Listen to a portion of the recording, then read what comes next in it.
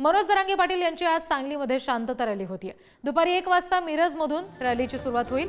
4 वाजता जरांगे पाटील मराठा समाजाला संबोधित करतील। सांगलीमध्ये मराठा समाजाकडून जरांगेंच्या रॅलीची जय्यत तयारी सुरू आहे।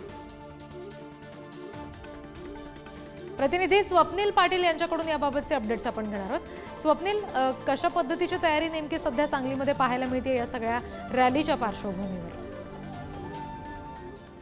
नक्कीच मनोज जरांगे पाटील यांची शांतता रॅली आज सांगलीमध्ये निघणार आहे। दुपारी 1 वाजता ते मिरजमध्ये येतील आणि तेथून त्यांच्या रॅलीला खरं तर सुरुवात होणार आहे।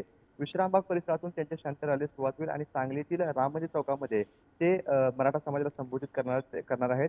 या पार्श्वभूमीवर मराठा समाजाकडून तयारी करण्यात आलेली आहे। राममंदिर चौकामध्ये भव्य असा स्टेज देखील मारण्यात आलेला आहे आणि येथूनच ते मराठा समाजाला संबोधित करतील। दरम्यान त्यांच्या शांतता रॅलीच्या पार्श्वभूमीवर पोलिसांनी देखील तगडा पोलीस बंदोबस्त तैनात केला आहे। 40 पोलीस अधिकाऱ्यांसह 500 पोलीस कर्मचारी देखील तैनात करण्यात आलेले आहेत। तसेच मनोज जरांगे पाटील यांची शांतता रॅली ज्या मार्गावरून जाणार आहे तो मार्ग देखील पूर्णपणे वाहतुकीसाठी बंद करण्यात आलेला आहे आणि वाहतूक अन्य मार्गाने वळवण्यात आलेली आहे। जी स्वप्नील, धन्यवाद दिलेल्या माहितीसाठी।